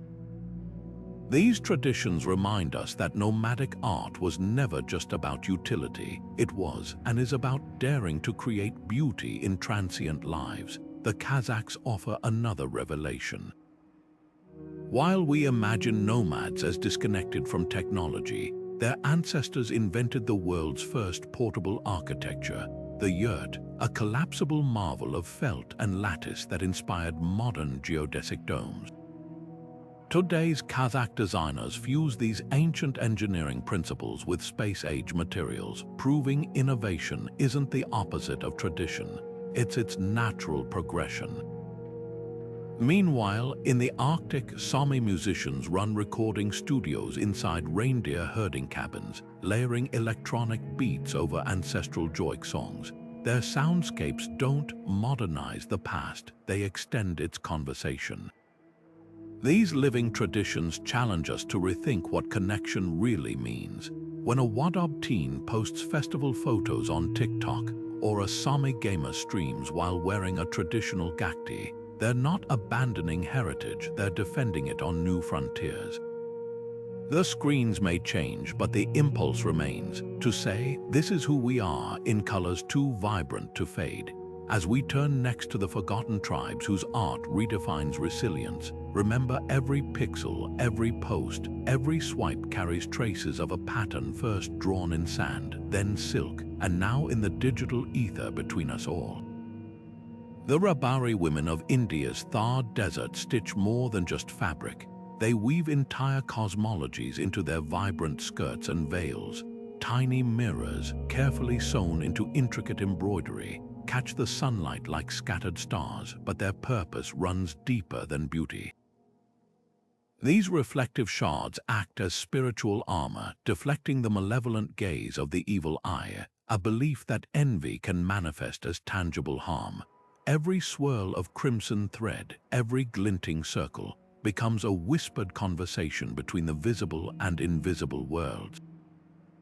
Across the frozen tundras of Siberia, the Nenets people carve an entirely different language from reindeer antlers. These aren't mere decorations, they're three-dimensional maps, etching migration routes, river crossings, and sacred sites into the very bones of the animals that sustain them. A single groove might mark where the ice thins in spring, while clustered dots could signal a generations-old camping ground. What's extraordinary is how these traditions, separated by thousands of miles, share a common thread: art as both protection and compass, anchoring nomadic communities in landscapes both physical and spiritual. The Rabari's mirrored embroidery reveals a fascinating emotional duality. On one hand, the mirrors called shisha serve as defensive talismans, their reflective surfaces bouncing back ill intentions. But look closer and you'll notice how they're always surrounded by elaborate floral motifs. This juxtaposition isn't accidental. The flowers, stitched in riotous pinks and greens, celebrate fertility and joy, while the mirrors guard that joy from outside harm. A mother might embroider a child's tunic with peacock feathers, symbolizing rain and renewal, encircling a central mirror, embedding hope and caution into a single garment. Meanwhile, the Nenet's antler carvings operate on another emotional frequency. Unlike Western maps that prioritize accuracy, these carvings distill geography through memory and metaphor. A deeply gouged line might indicate not just a river's location, but its emotional weight, the site of a harrowing crossing or a miraculous rescue. The antlers, often repurposed from animals the family has raised for generations, carry the intimacy of a shared life, turning maps into memorials. What unites these traditions is their defiance of homogenized narratives about nomadic life. Too often, wandering cultures get flattened into romanticized stereotypes, noble savages or timeless mystics. The Rabari and Nenets remind us that nomadism isn't a monolith. It's a kaleidoscope of solutions to the universal human questions. How do we stay safe? How do we remember? How do we find meaning in motion? The Rabari answer with radiant defiance, stitching light into fabric as if to say, we will not be dimmed. The Nenets respond with quiet precision, turning antlers into archives no museum could replicate. Both traditions challenge the notion that permanence requires walls, proof that some of history's most profound records were carried on backs, not etched in stone. As we trace these threads further, a startling pattern emerges, recurring motifs that span continents, cultures, and centuries. Spirals that coil like desert whirlwinds in Berber textiles also unwind across Mongolian saddles. Handprints pressed onto Saharan rock faces mirror those found in Australian caves. These echoes suggest a shared emotional vocabulary among nomadic peoples, a silent dialogue written in pigment, thread, and bone. Up ahead, we'll decipher this global lexicon, exploring how a single symbol could mean water to a Tuareg, rebirth to a Tibetan, and a warning to a Navajo artist, even when their paths never crossed. The connections will surprise you. Spirals don't just curve, they speak. From the labyrinthine Celtic knots of Ireland to the concentric circles pulsating across Aboriginal dot paintings, this simple shape whispers the same universal truth. Life is a cycle, not a line. The Celts saw their endless knots as symbols of eternity, where no beginning or end could be found, much like the seasons rolling across their emerald hills. Half a world away, Aboriginal artists used spirals to map waterholes in the scorching outback, each coil a promise of return, a reminder that drought would always break. Even the Navajo, weaving their sacred whirling logs into sand paintings, understood the spiral as a cosmic dance, chaos and order spinning together. That this motif emerged independently across continents isn't just coincidence, it's proof that certain emotions defy borders. When you're untethered from permanent homes, the reassurance of cycles of leaving and coming back, of scarcity giving way to abundance, becomes a lifeline etched into art. Handprints tell an even more intimate story. Pressed into ochre on a Patagonian cave wall or inked onto the skin of Algerian Tuareg women, these silhouettes scream, I exist. A child's tiny palm beside an adult's on Saharan rock isn't just adorable. It's a defiance of time, a way to say, we were here together, if only for this moment. The Wadab people of Niger take it further. Their elaborate hand tattoos aren't just identifiers but resumes. The number of lines radiating from the fingers might denote marriages, while dots between knuckles could signal children lost or journeys survived. Every mark is a silent epic worn on the body because paper would never survive the desert winds. These parallels reveal something startling. Nomads who never met, separated by oceans and eras, were essentially writing the same emotional diary. The Sami's reindeer antler carvings and the Mongols' horsehead fiddle engravings both use staggered dots to represent migration routes, not because they copied each other, but because the human mind under duress grasps for similar solutions. When you're navigating uncertainty, patterns become prayers. A zigzag in a Berber rug might mimic mountain ridges, just as a Kwakwakawakwa totem pole's undulating lines echo Pacific waves. Both say, "This terrain is in my bones." Now, picture a 6-year-old's fingers clumsily tracing these symbols for the first time. Nomadic children didn't learn art in classrooms. They absorbed it through osmosis, kneeling beside grandmothers dyeing wool with crushed pomegranate skins, or watching fathers carve spirit figures from driftwood. Among the Kazakhs, toddlers played with felt offcuts, arranging them into miniature yurts long before they'd stitch their first rug. In the Arctic, Inuit girls practiced on sealskin scraps, their early stitches uneven, earnest, later hidden under their mother's expert embroidery. These weren't just lessons in technique, they were apprenticeships in how to see.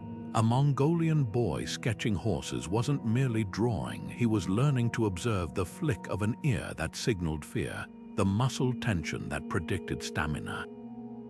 Art was survival in disguise. The real magic lay in how these traditions balanced structure with freedom. While settled cultures often prized precision, think of Egyptian hieroglyphs or Renaissance perspective, nomadic art celebrated the so-called mistakes. A Turkmen girl's first carpet might have wobbly goals, but her elders wouldn't correct them. Those irregularities became her signature, proof the piece was alive, not mass-produced. Similarly, Sami mothers encouraged children to carve their own spirit figures without templates, trusting that intuition would guide the knife. The message was clear: tradition isn't a cage, it's a springboard. This fluidity extended to materials. A Navajo child might practice sand painting with cornmeal on a blanket, erasable and impermanent, before graduating to sacred pigments.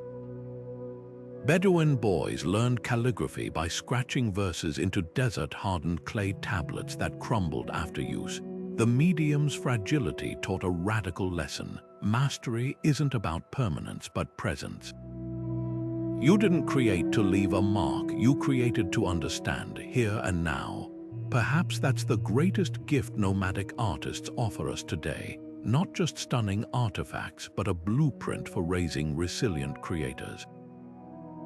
In a world obsessed with polished perfection, their legacy whispers, "Let the wobble in, honor the process, and trust that even the roughest beginner's hand will one day weave its own spiral into the grand, unfurling tapestry of human expression."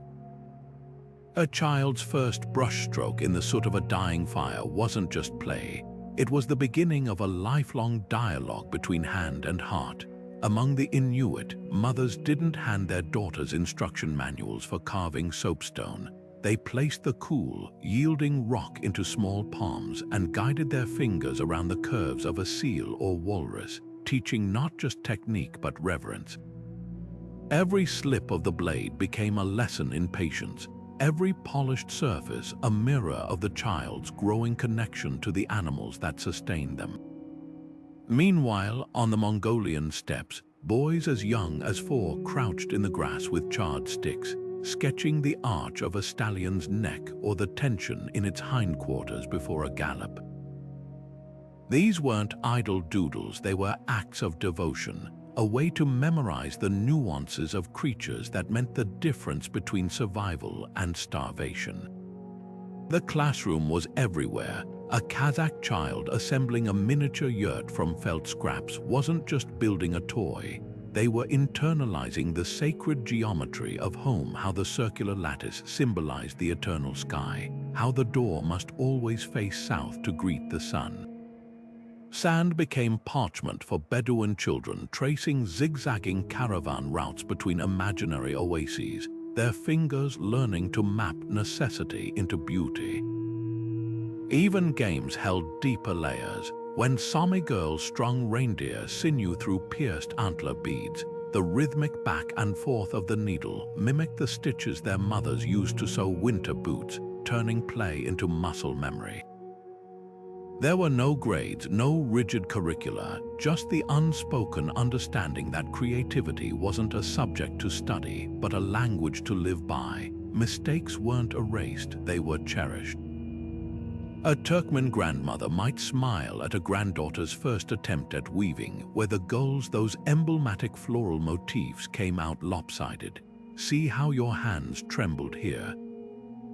She'd say, tracing the wavering line, "That's where your excitement lived." Among the Tuareg, a boy's uneven engraving on a silver pendant wasn't corrected. It became his signature, proof the piece was touched by human imperfection. This philosophy extended beyond art into emotional resilience.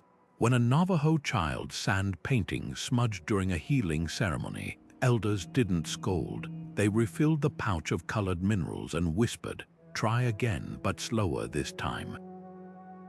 The lesson was clear. Emotion wasn't something to perfect, but to channel, through shaky hands, through crooked lines, through the courage to begin anew. The most profound teachings often happened in silence. An Aboriginal elder painting dreamtime stories onto bark might pause mid-stroke, letting the child beside him absorb the way dots clustered like stars or how cross-hatching mimicked rain. No explanation was needed. The rhythm of the bristles spoke louder than words. Similarly, a Kirghiz mother singing as she embroidered a felt rug didn't dissect the meaning of each symbol. She let the melody carry the knowledge, trusting repetition and beauty to do the work. These moments forged an unbreakable bond between art and emotion.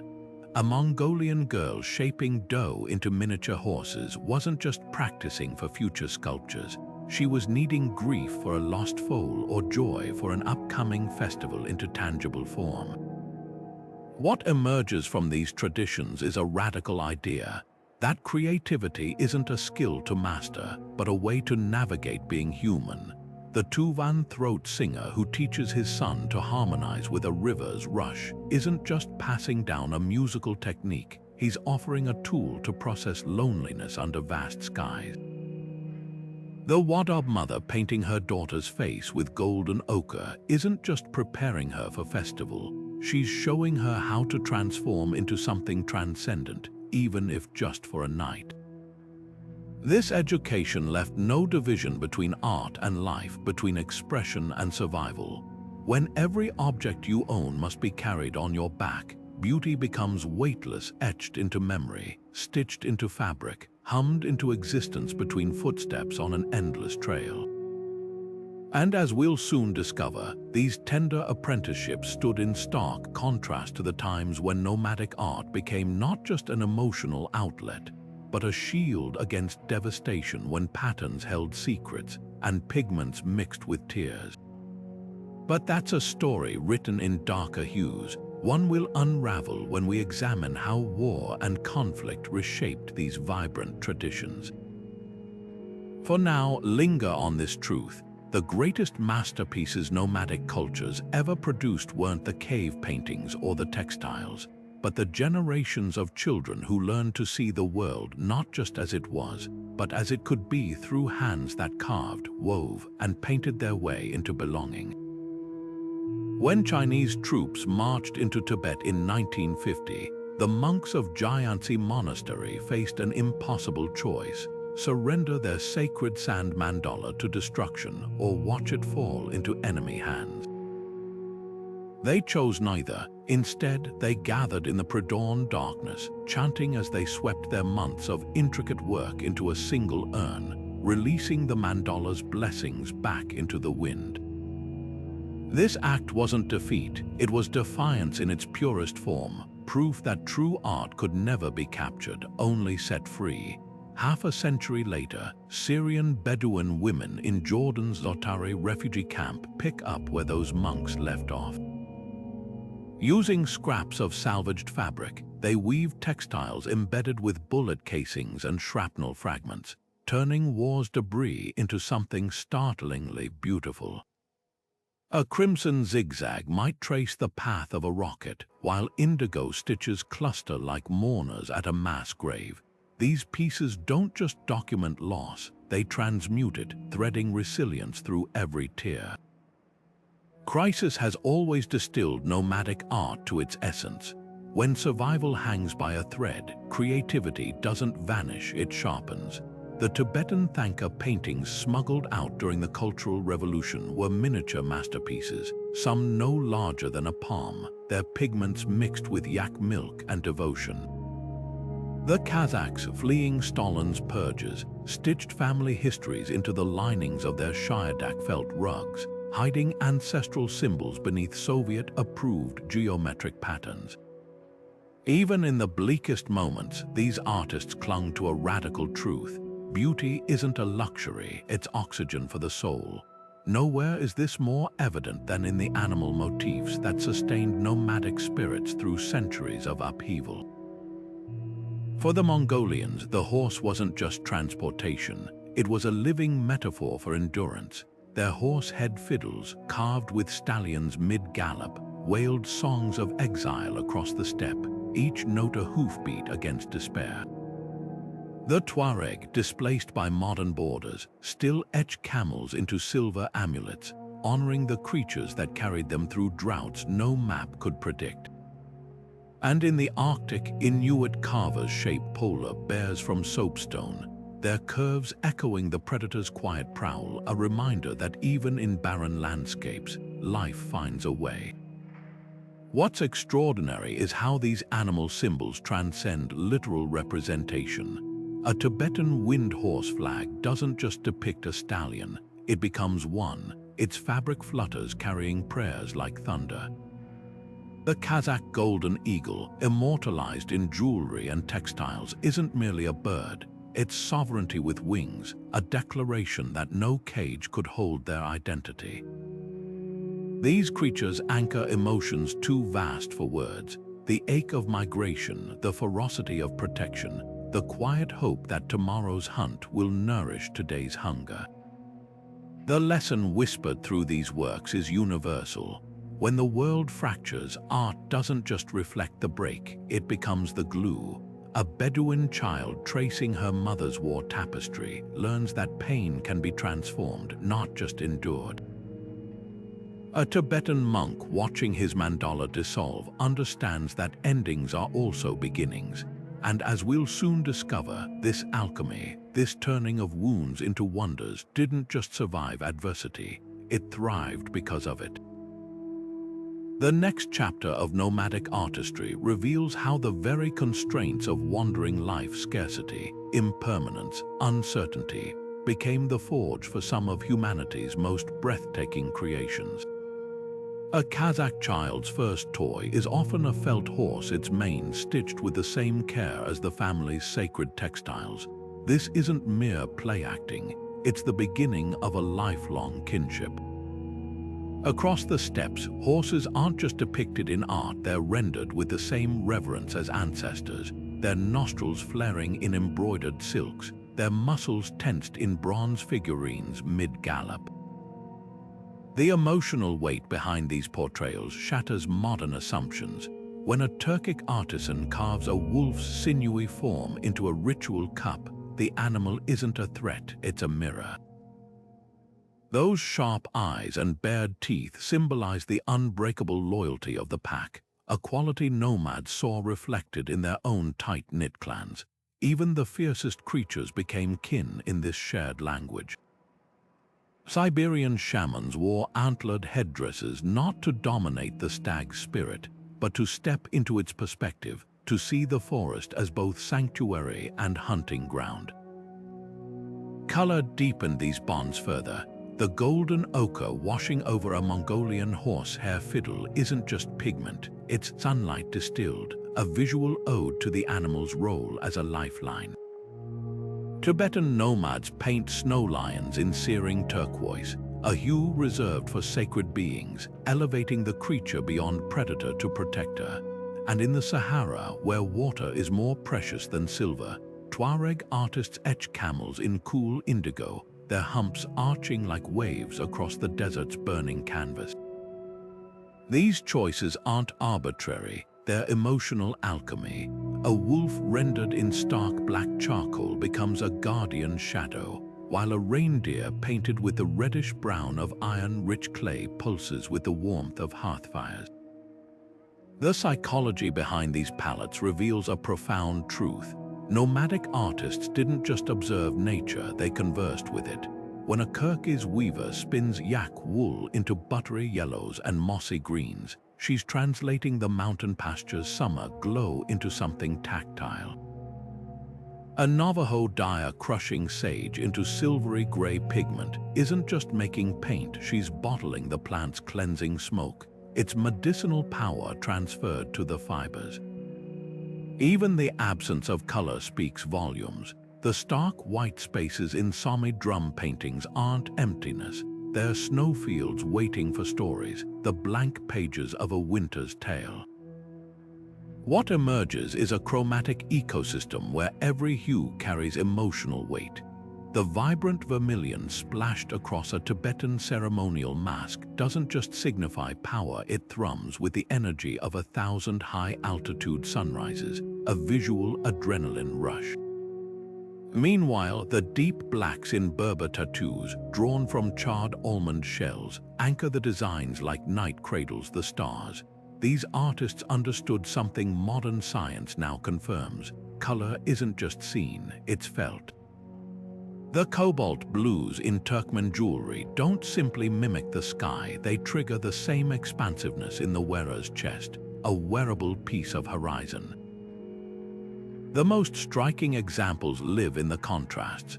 A single Mongolian saddlecloth might juxtapose fiery oranges against icy teals, mirroring the steppes' extreme seasons, the scorching summers and brutal winters that shaped nomadic resilience. And when a Wadab dancer dusts his face with golden pollen, the shimmer doesn't just attract the eye, it replicates the desert's mirages, turning the body into a walking oasis of hope. These palettes weren't designed to match, they were meant to resonate, vibrating in the heart long after the eye moved on. As we trace these chromatic threads, a pattern emerges. Nomadic color theory wasn't about decoration, but embodiment. To wear indigo was to carry the Nile's cool depth. To don crimson was to wrap oneself in the pulse of lifeblood. Every pigment told a story not just of survival, but of belonging, a reminder that humans, like the animals they honored, were temporary guests in a landscape that outlasted them all. Blue wasn't just a color to the Tuareg people of the Sahara, it was a shield, a second skin against the relentless sun and swirling sands. Their indigo-dyed veils, so deep they stained the skin beneath, transformed the wearer into a walking fragment of twilight, a living bridge between the scorched earth and the infinite sky. But this blue carried more than practical purpose. It pulsed with spiritual weight. To drape oneself in indigo was to wear the night's protective embrace, a visual prayer against evil spirits who feared the dark as much as the nomads revered it. Meanwhile, high on the Tibetan plateau, white held an entirely different power.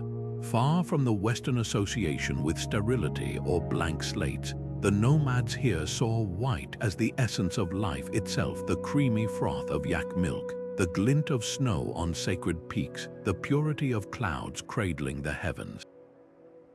A white silk scarf offered in greeting wasn't just polite. It was a gift of sustenance, woven with the same reverence as a bowl of broth passed to a starving traveler. These chromatic languages reveal a truth that shakes the foundations of conventional color theory. Western art history often reduces hues to universal symbols: red for passion, green for envy, black for mourning. But nomadic cultures remind us that color is a conversation, not a monologue. Take yellow, for instance. To the Kazakhs, golden threads in a bridal headdress mirrored the sun's generosity, a beacon of abundance for the new household.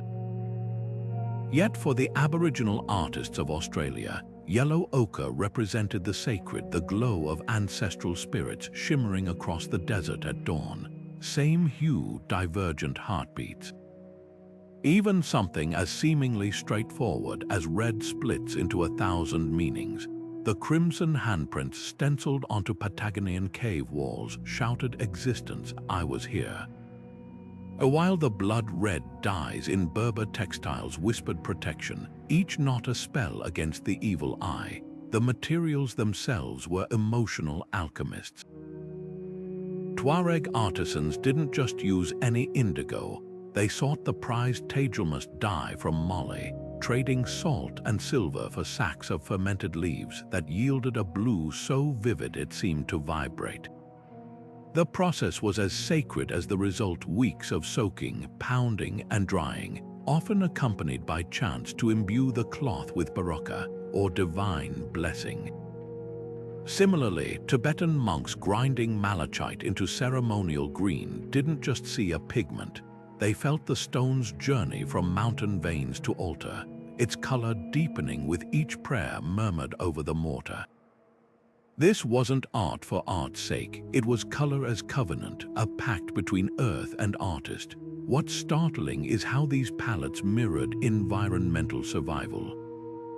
The Inuits' stark black and white carvings in whalebone or ivory didn't just reflect the Arctic's monochrome winters, they carved clarity into the blizzard's chaos, turning visual simplicity into a navigational tool. Contrast that with the riotous pinks and oranges in Rajasthani Rabauri embroidery, a defiance against the desert's beige monotony, as if the women were stitching the sunset itself into their skirts. Color became emotional armor, a way to confront the world's harshness without flinching. Yet for all their diversity, nomadic color systems shared an underlying grammar. Nothing was arbitrary. The Turkmen reserved their most vibrant reds extracted from crushed cochineal insects for bridal dresses, symbolizing not romance, but the fierce vitality required to survive marriage trials. Mongolian horsemen painted their saddles with specific shades of blue-green kirk, not for aesthetics, but because the hue was believed to calm steeds during battle. Every choice, from a Navajo weaver selecting brown wool for its connection to the earth, to a Wadab man tracing his eyelids with kohl to mimic a gazelle's alluring gaze, was a calculated emotional equation. This chromatic wisdom challenges modern assumptions about visual language. Contemporary designers speak of color psychology as if it were a fixed science, yet nomadic traditions prove that hues are dialects, not absolutes. The next time you see a Tibetan prayer flag fluttering its rainbow stripes against the sky, remember, those blues, whites, greens, reds, and yellows aren't just pretty.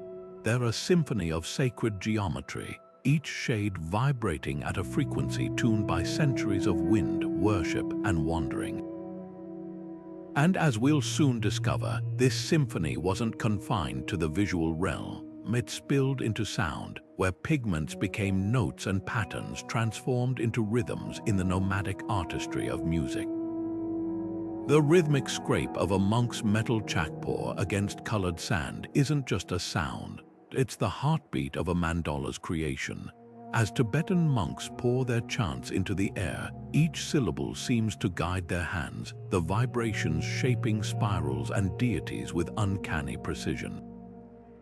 This isn't coincidence, it's symbiosis. The monks' deep-throated harmonics slow their breath, steadying their fingers to place each grain as delicately as a snowflake. Across continents, Berber women in the Atlas Mountains demonstrate the same fusion. Their weaving songs passed down through generations dictate the pace of the loom. A quickening melody might signal a shift to tighter stitches, while a drawn-out refrain mirrors the expansive curves of a desert motif. Here, art isn't just seen or heard, it's felt in the bones, a full-bodied dialogue between sound and form. This harmony between music and visuals reveals a deeper nomadic truth. Creativity was never siloed. The Kazakh dombra's plucked strings don't just accompany epic poems. Their tremolo mimics the rippling grasslands painted on yurt walls. Inuit throat singers' guttural pulses find visual echo in the undulating lines of soapstone carvings, where walruses and seals seem to swim to the same rhythms. Even the materials themselves sing. Tibetan monks choose specific metals for their chakpors based on the pitch they produce when scraping a high ring for fine details, a deeper tone for broad strokes. The sand becomes an instrument, its particles vibrating under the tools like a living score. Dreams wove themselves into this multisensory tapestry with equal power. A Mongolian shaman's vision of a winged wolf might transform into a drum's painted hide by morning, its howl embedded in the beat. Navajo weavers still speak of patterns appearing in their sleep, geometric visions that later materialize in wool, each twist of the spindle honoring the dream's cadence. The Wadab of Niger take it further. Their week-long Jerwal festival dances are said to be choreographed by ancestral spirits who visit in trances, their otherworldly instructions translated into the men's hypnotic footwork and the women's cascading braids. What emerges is a radical redefinition of art's boundaries. For nomads, a song wasn't complete until it took physical form, whether in the swirl of a sand painting or the pulse of embroidery knots. A dream wasn't just ephemeral, it demanded manifestation in pigment, stone, or woven thread. This fluidity between senses and states birthed creations that still defy categorization. Are the swirling lines on a Shipibo Kanibo pottery vessel decoration or frozen music? Is a Sami Joika's melody a song, or the sound of a reindeer's breath made audible? The answer, like the wind carrying a monk's chant across the Himalayas, is ever-shifting proof that the most profound art exists in the liminal spaces between. Dreams weren't just fleeting images for nomadic artists, they were portals, gateways to realms where spirits whispered secrets and ancestors handed down designs. In the dense Amazon rainforest, Shipibo shamans still brew a potent tea from the ayahuasca vine, its hallucinogenic properties pulling back the veil between worlds. The intricate geometric patterns that flood their vision during these trances don't vanish with the dawn. They're painstakingly translated onto pottery, textiles, and skin. These swirling, maze-like lines aren't mere decoration, they're maps of cosmic rivers, blueprints of the unseen energies that flow beneath everyday reality. To touch a Shipibo ceramic is to trace the contours of someone else's divine encounter, to follow a path first walked in altered consciousness. Far to the north, Inuit carvers approach dreams with equal reverence. A shaman's vision of a seal spirit might materialize as a mask with exaggerated, almost surreal features, bulging eyes to see beyond the mundane, elongated fins that ripple like waves. These masks weren't meant to hang on walls, they were danced into life during ceremonies, their wooden curves catching firelight as wearers channeled the creatures they depicted. The grooves left by the carvers' adze mimic the strokes of a heartbeat, each ridge a tactile echo of the dream that birthed it. What's astonishing is how these traditions, separated by continents, share a core belief that art isn't created but received, a sacred dictation from the other side of waking life. This blurring of boundaries between dream and design reveals a radical philosophy. Nomadic artists didn't see hallucinations as distortions of reality, but as clarifications.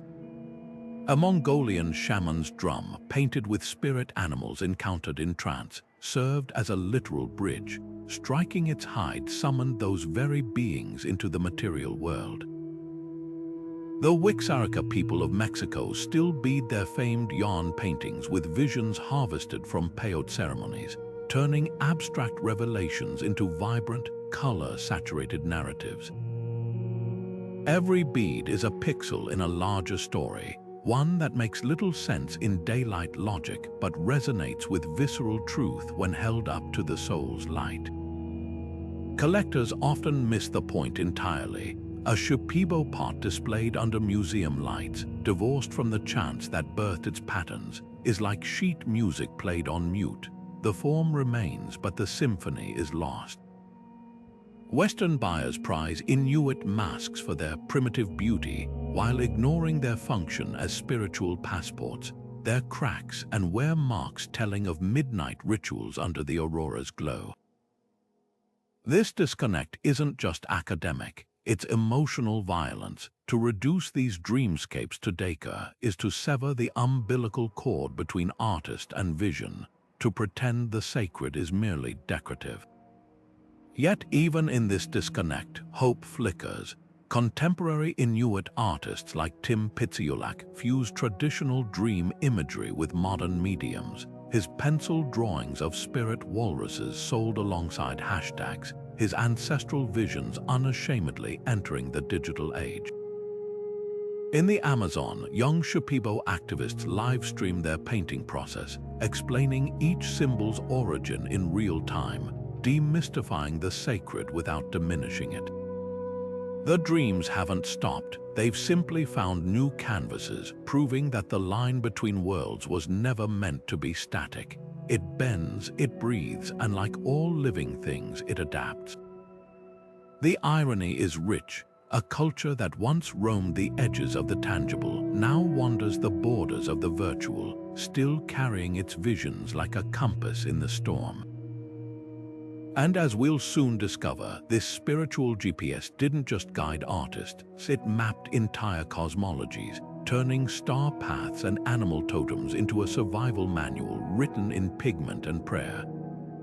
There's a strange irony in walking into a chain hotel and seeing what the decor calls tribal chic, a geometric throw pillows labeled Moroccan-inspired, mass-printed tapestries mimicking Navajo storm patterns, or lamp bases shaped like Inuit spirit figures. These items aren't just decor, they're ghosts of a deeper story, stripped of context and sold as aesthetic props. A Tuareg cross symbol that once marked safe passage through the Sahara now dangles from a keychain in a Paris souvenir shop.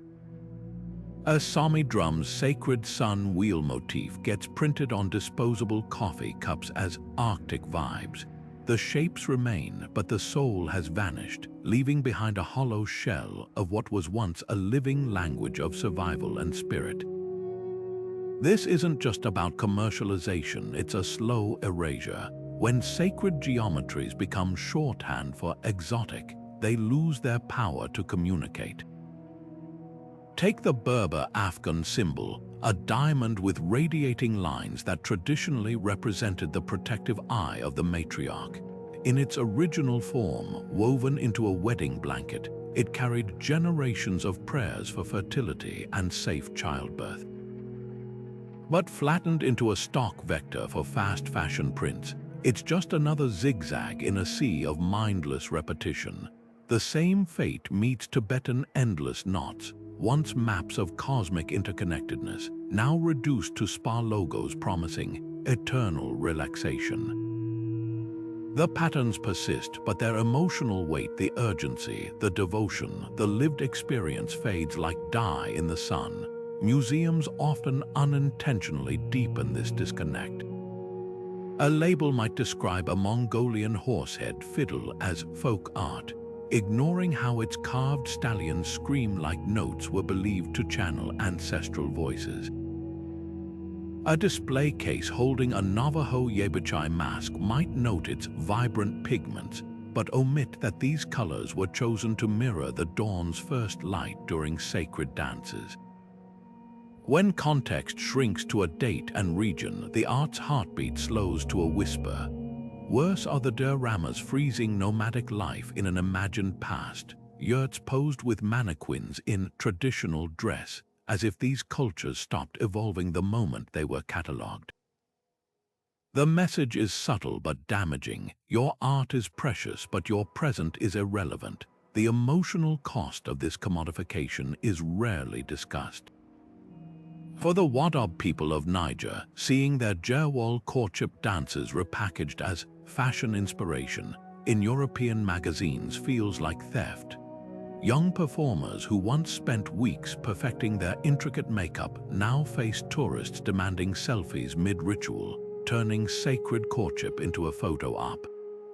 Similarly, Aboriginal dot paintings, originally maps of Dreamtime stories, are copied onto beach towels without permission, their ancestral knowledge treated as public domain. The harm isn't just economic, it's existential. When your most intimate symbols become shorthand for someone else's idea of wild or free, your identity gets rewritten without your consent. Yet glimmers of resistance are emerging. Some Navajo weavers now weave tiny mistakes into commercial-style rugs, a single thread out of place, a subtle asymmetry, to mark their work as authentic. Berber cooperatives in Morocco tag textiles with QR codes linking to videos of the weavers explaining each symbol's true meaning. In Scandinavia, Sami artists sell augmented reality prints that animate with joyous songs when scanned, forcing viewers to engage with the culture behind the design. These acts aren't just preservation, they're reclamation, insisting that nomadic art isn't a relic but a living, breathing conversation. The deeper question lingers: why does this matter to anyone beyond anthropologists or art historians? Because in a world of algorithm-driven sameness, these traditions offer something radical, a way to create that's rooted in reciprocity, not extraction. Nomadic art reminds us that beauty doesn't have to be permanent to be powerful, that materials can be sacred without being scarce, and that the most profound designs often emerge from constraints. A Tuareg proverb says, "The desert is a book written in sand." The irony is painful. Now that we're finally ready to read it, the pages are blowing away not by time's natural wind, but by our own careless hands. The choice ahead isn't just about preserving art. It's about whether we'll honor the emotional journeys that birthed it, or settle for the husk of someone else's stolen wonder. Perhaps we've never needed nomadic art more than we do today. In a world where algorithms dictate our attention and digital footprints vanish faster than desert brushstrokes, these ancient works whisper a counterintuitive truth: impermanence isn't the enemy of meaning, it's its cradle. The Mongolian herder who painted galloping horses on leather knew his work would fade. The Tuareg silversmith engraving protective symbols understood his amulet might one day be lost to the sands. Yet they created anyway, not despite the transience, but because of it. Their art wasn't a bid for immortality. It was a love letter to the present, a way to say this moment matters even as it slips away. Modern life bombards us with contradictions. We crave stability, yet idolize wanderlust, collect possessions while romanticizing minimalism. Nomadic art resolves these tensions by showing us how to carry home within ourselves. A Tibetan prayer flag's threads fray precisely to release blessings into the wind. A Navajo sand painting's destruction completes its purpose. These traditions don't just accept change, they ritualize it, teaching us to honor endings as fiercely as beginnings. When a Wadab dancer's elaborate makeup sweats away under the Niger sun, the evaporation isn't failure, it's part of the performance, a reminder that beauty and ephemerality are old friends. What's revolutionary is how these artists turned constraints into creative fuel. Limited materials, they spun camel hair into gold-worthy thread, no permanent walls. They wove stories into tents that moved with them. For digital nomads today, forever juggling time zones and Wi-Fi signals, these solutions feel eerily familiar. That startup founder sketching app designs on a napkin in a Lisbon cafe isn't so different from a Berber weaver plotting geometric patterns in the dirt. Both are writing survival manuals for life in flux, proving innovation thrives when you can't rely on permanence. The most urgent lesson lies in how nomadic art processes collective grief. Those haunting Lascaux cave paintings of wounded bison weren't just hunting records, they were spaces to mourn the lives taken, to honor the sacrifice that fed the tribe. Today, as we grapple with climate disasters and global unrest, we've forgotten how to grieve communally. Our scrolling replaces rituals, our heart takes drown-out lament. Nomadic cultures model another way. The Sami's Joik songs for lost reindeer, the Shipibo's ayahuasca ceremonies to heal village traumas, art as a vessel to carry what words cannot. This brings us to the quiet rebellion embedded in every nomadic artifact, the insistence that small things matter. A single Turkmen girl's uneven stitch in a carpet, a child's first attempt at Inuit carving, these flaws were cherished as proof of humanity in an unforgiving world. In our era of polished Instagram grids and AI-generated perfection, such acceptance feels radical. What if we measured worth not by viral reach, but by the raw honesty of creation? The Kazakh saying rings true. A yurt's strength isn't in its poles, but in the hands that raise it. So the next time you pause mid-scroll, consider this. Future historians won't study our tweets or TikTok trends, they'll search for the artifacts that reveal how we felt. The playlist you made after heartbreak, the doodles in your work notebook, the photo you printed just to hold, these are your cave paintings. Nomadic art's true legacy isn't in museums, but in its challenge to create bravely, even when, especially when, the ground keeps shifting beneath you. Your turn. What emotions are you weaving into the world today? Drop your stories below, not as comments, but as stitches in the vast, vibrant tapestry we're all making